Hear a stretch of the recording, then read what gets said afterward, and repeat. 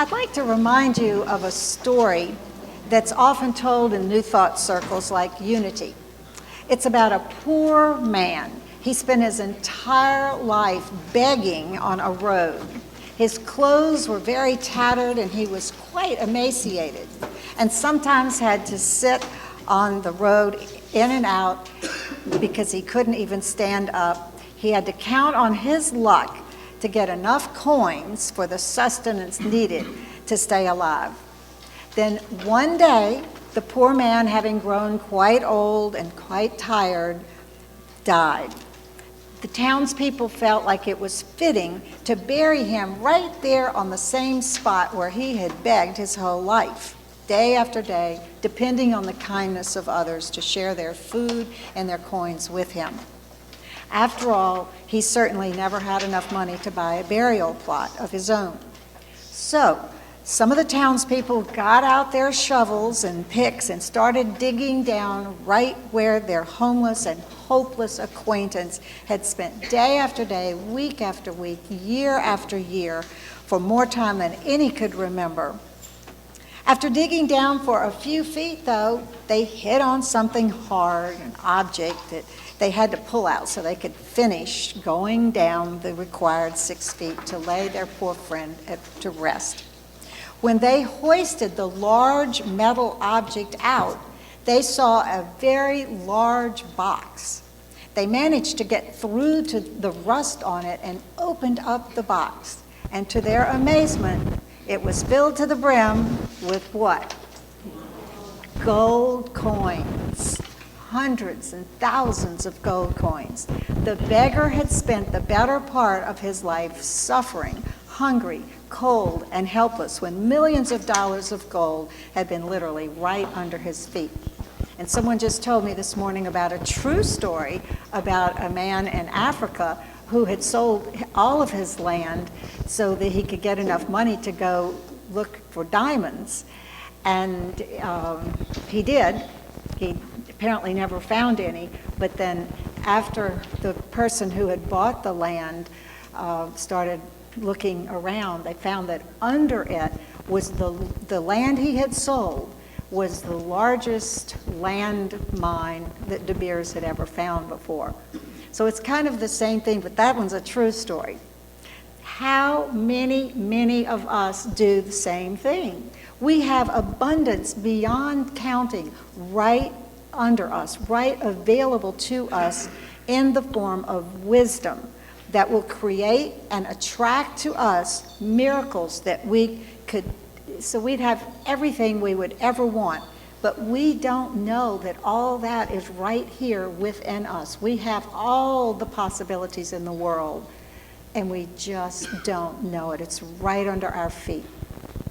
Unity co-founder Charles Fillmore taught us how to access what many call miracles, the gold under our feet, though he made it clear that they were not miracles, that a life of love and joy and fulfillment without suffering is perfectly normal for all of us. Fillmore learned how to access the resources and the powers that are available to all of us, and he devoted his entire life to helping others do the same. He knew through his studies of world religions and philosophies what exactly was possible, and he was committed to sharing this wisdom with everyone, which he certainly manifested in his own life. And he presented these teachings largely through Christianity, which was the language of the day, the primary teaching, so that people could understand truth, capital T, the truth that has always been. He thus translated, if you will, the teachings back, the Christian teachings back to their original meaning. Living according to this wisdom produces what looks like miracles, thus gold under our feet. Through prayer and meditation and visualization and discipline, Fillmore developed the powers that Jesus Christ and other spiritual beings had taught, and he would finally term practical Christianity. He understood that spiritual teachings are not to punish us or to limit us or to clip our wings, but to free us from suffering and to bring us into this joyful state of what Westerners call heaven on earth. James Gaither, in his Unity book called The Essential Charles Fillmore, said that Fillmore may have been the greatest religious innovator since the Apostle Paul, and that he was perhaps indeed a 20th century Paul. Paul adopted a new religious sect, Christianity, and expressed it in the terms of the paradigm of the day, sort of a resurrected mystery school, Gnosticism, Greek philosophies, and Judaism. The idea of a secret wisdom, or gnosis, is reflected in Paul's passage in the Bible, which says, "We impart a secret and hidden wisdom of God, which God decreed before the ages." In Acts, Paul said, "Yet he is not far from each one of us, for in him we live and move and have our being." All of us, all the time. The gold buried under the beggar is a metaphor for the divine gold that is buried inside of each of us.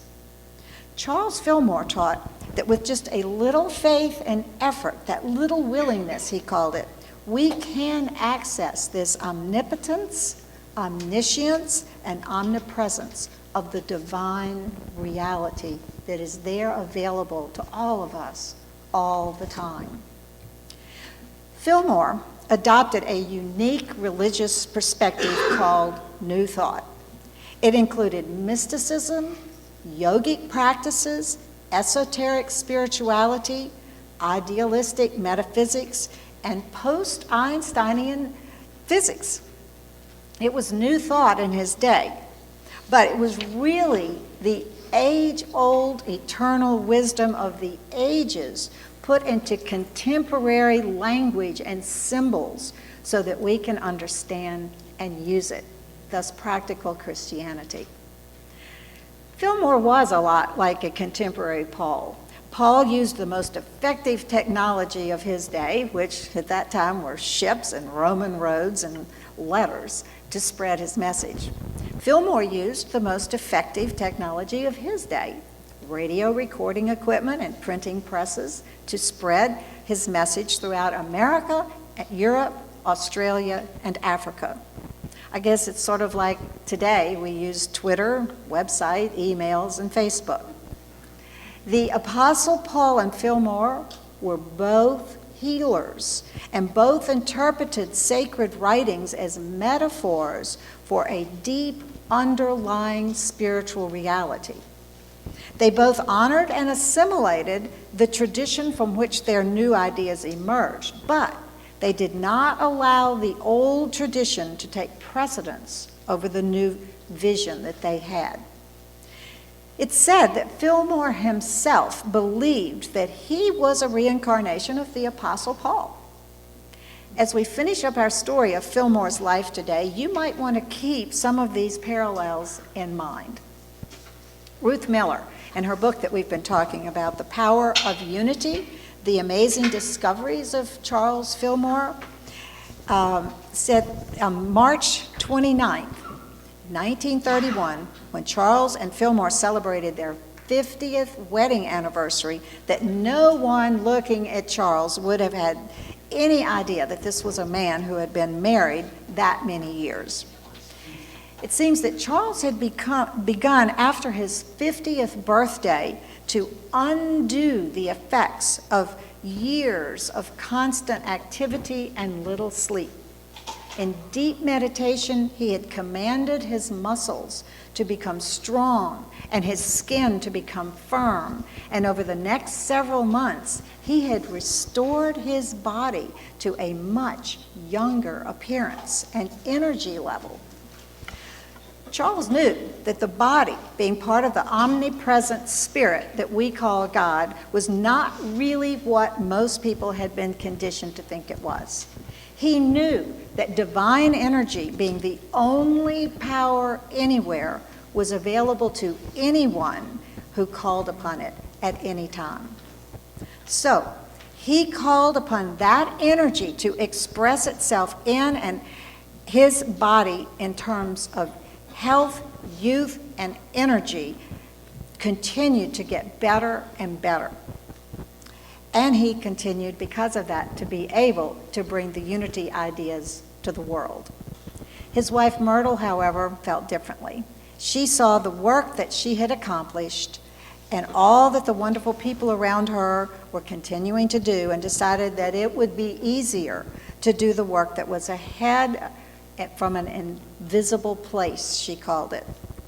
She started telling their secretary, Cora Diedrich, what was needed to get her affairs and her paperwork in order. Then Myrtle quietly slipped away, leaving her body to go to that invisible plane. Myrtle had been the love and the inspiration of Fillmore's life. For 55 years, his heart had been completely hers, and they together had not only borne children and grandchildren, but a movement that was touching the lives of millions. No one would ever be able to take Myrtle's place. She was definitely a co-founder of Unity. Yet, there was still much work to be done. There were ideas to be explored and presented to the world, and new technologies to understand and to use. And there were more letters, more articles and books to write, more appointments to keep, and more people to teach. Charles's great reference work, the Metaphysical Bible Dictionary, which probably many of you have read at least parts of, it came out that same year. It was the basis for much of his teaching, his explanation of all the people and all the places in the Old and New Testaments and how they correspond with parts of our psyches and how these ideas can be used for spiritual growth. It was a monumental work that was invaluable for students of Unity and has been ever since. In that book, Fillmore showed how every place and every person in the Bible symbolizes a part of our minds so that we can work with our minds and release that atom-smashing power and possibilities, enabling us to see through the illusion of our programming to the reality of peace, joy, and abundance that passeth all understanding. For example, Jerusalem isn't just a historical city. It represents that place in us of true spiritual consciousness, the place that our chosen people, not just the Jews historically, but that our chosen people want to reach. The chosen people represent that spiritual part of us. The wall that Nehemiah's men built around Jerusalem, for example, symbolizes that which protects our spiritual substance so that no error thought can penetrate that Christ consciousness that is in us. Christ is referred to in the Metaphysical Dictionary as the higher self, the cosmic man. The birth of Christ in us is the bringing to our consciousness of our spiritual selves, our Christ selves, thus beginning to live on a higher level. This state is referred to in the Bible and in many spiritual teachings as being born again, or becoming the new man. Fillmore gave us the keys that help us use the Bible, like all spiritual teachings do, as a spiritual GPS system to enlightenment, or Christ consciousness, as we Westerners call it. Fillmore helped many people understand that God was omnipresent in everything and everyone. What physicists had once called the ether and were beginning to call the quantum field was in fact divine spiritual substance everywhere and in all things. waiting for us to just call it forth into whatever form we need in our lives, be it health or energy or abundance, whatever. After many, many years of sharing such wisdom and much traveling, Charles, then 90 years old, settled down in California. There he could be outdoors due to the warmth of the sun, and thousands of people came to hear him speak in halls and churches all around the area. They loved Charles's down-home style and easy way of presenting ideas. He was part of the broadcasting and film industry that were emerging in those days too, and he continued to do many radio broadcasts and make some recordings which are still extant today. I listened to one just a few weeks ago. You can listen to him online. Each summer, he would return to Unity Village, where he would teach a few classes and advise a few students and spend time with his family and friends. Charles continued to study and wrote a few books during those years, always discovering new insights and new ways of expressing these fundamental truths that he lived by and wanted other people to live by so much. He was committed to finding ways to help everybody see that if they would only allow themselves to be in complete unity with the divine, great things could be accomplished in our lives. One of the books that he wrote is called The Atom-Smashing Power of the Mind. Don't you love that title? When Charles learned that Enrico Fermi and his team at the University of Chicago had managed to split the atom, he was fascinated by so much power in such a tiny little thing. It was the perfect metaphor for explaining God's ever-present power to work good in our lives and the role of our thoughts in bringing that about. He felt that every cell of our bodies has the potential to release tremendous energy and power and rejuvenating processes, just as splitting the atom had released the great power of the atomic bomb. He said that when we invoke God, we are calling forth the same life and power in us that was taught in the Gospels and other teachings, and that this can transform us physically, emotionally, and intellectually. During World War II, Charles and his secretary Cora, who he quietly married, went all over the country meeting people and giving them strength and hope. And Charles kept finding new ways to explain the ideas of unity to everyone. Cora would work quietly in the background, keeping everything running smoothly while Charles took center stage. People loved and appreciated both of them, and they were both doing the work that he loved, and Cora was helping him continue that. Charles continued his daily in the silence periods in the morning and the evening, an hour, as well as teaching and leading prayer circles. When he was at home, he continued his pattern of working far into the night, and he continued to catnap during the day. In 1946, just before his 92nd birthday, he looked like he was in his 70s. He had a travel, teaching, and publishing schedule that a much younger man would have found tiring. During that time, he wrote a note saying, "I fairly sizzle with zeal and enthusiasm." He was living life to the fullest, expressing the Holy Spirit or Christ nature as completely as possible. The winter of 1947 was spent as usual at their home in California. Charles spoke to several large audiences, taught classes, and continued to write. Then, in February of 1948, he did not feel well. A lot of people say it was pneumonia. So Cora persuaded him to cancel the rest of his spring schedule. Over the next several weeks, for the first time since he was a child, Charles spent most of his time in bed sleeping. By April, Charles's family was concerned and persuaded him to come back to Unity Village. Cora once more arranged everything for a smooth journey, and Charles was soon established in his old bed in their home. There, people would come and visit, share stories, tell jokes, just to see Charles smile. He said little, but clearly loved their visits. As spring moved into summer, it became clear to all that Charles was not going to recover. At the end of June, he said, indicating his absolute belief in reincarnation, "It looks like I'll have to go, but don't worry, I'll be back, and I'm going to have a new body, and this time it's going to be a perfect body."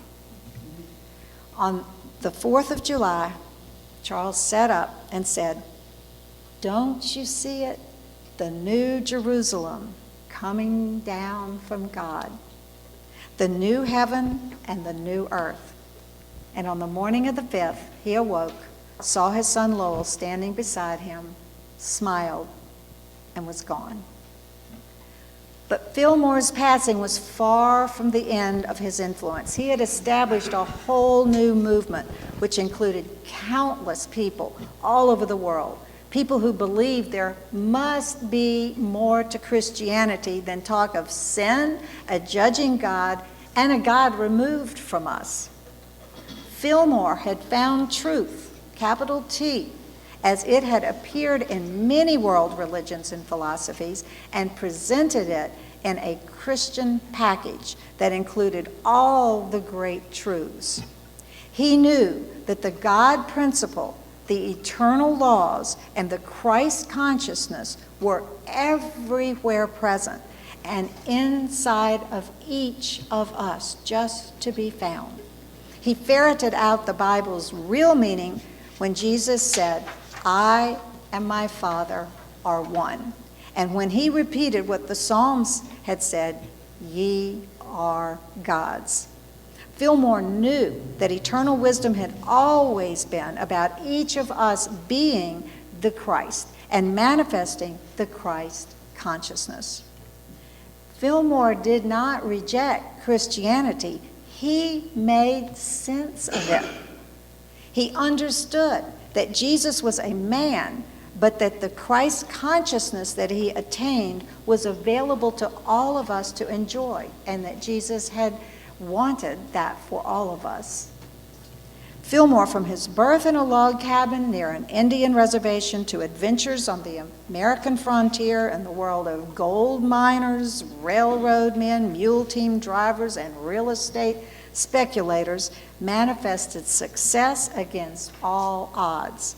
He manifested in his life exactly what he taught on every level, from miraculous healing to prosperity. And he was convinced that we can all live miraculous lives. Fillmore was truly in search of the miraculous, and he found it, and he taught it. He taught us how to find the gold right under our feet. So what are some of these truths that Fillmore found? 1, as Jesus said, "Except ye become as little children, ye shall not enter the kingdom of heaven." We need to give up much of our adult programming to think in new ways, to be reborn, if you will. It's been said that the wisdom of this world is foolishness with God. We must have the unprejudiced mind of a child to see reality and its possibilities, to find the buried gold. Our old ways of thinking don't let us imagine the gold that is right under our feet. 2, all sin, sickness, trouble, war, poverty, disease, and death originate in the mind, and they can be permanently healed by correcting the mind. We create our world with our minds. 3, we can realize the kingdom of heaven on earth by giving ourselves totally over to the divine, the higher values, and the eternal wisdom. Jesus went from human to divine and became the Christ. All religions encourage us to do the same. so that we can end our suffering and enjoy peace, love, and joy, and show others that they can do the same. 4, the Bible is a blueprint to enlightenment, or to manifesting the kingdom of heaven in Western terms. From our fall in the Garden of Eden, through our rehabilitation as the prodigal son, through the death of our individual egos, symbolized by the death of Jesus' body, and our resurrection as spiritual beings into oneness with the divine, symbolized by Christ's resurrection, it's our story, our personal GPS system from suffering to consciousness and joy. 5, there's no duality. There's only one divine God everywhere present and in us. Any feeling of separation from that oneness with God and the all is pure illusion. 6, God is principle, truth, capital T, not an anthropomorphic person. And we can live within that principle and manifest the divine in our own lives. 7, the principle that is God is love, wisdom, power, oneness, and infinite possibility. 8, we know in unity that we are working with law and love that is beyond the physical realm, yet manifested in that realm through what many call amazing miracles, but which we know to be part of everyday life. 9, Fillmore sought to discover unity within all forms of spirituality, and unity continues to believe that there are many paths to God. It celebrates the common thread and truth of all religions. That's why we call what many call sermons truth lessons. And lastly, our minds create our world. Thus, our minds have atom-smashing power. We need only transform our thinking to change our world. And there are tools for that, for those who are desirous of it. This is the gold that is buried right where we are, if we just have the faith to do a little digging. And we are so grateful. I hope that these truth lessons involving Unity co-founder Charles Fillmore's life have helped some of you understand Unity just a little better in the last few weeks. If these teachings resonate with you, we invite you next week to become formal members of our Unity family here. This involves no monetary or time commitment. It does, however, ask that you commit to your spiritual development, and our Unity family commits to helping you on your journey. Amen.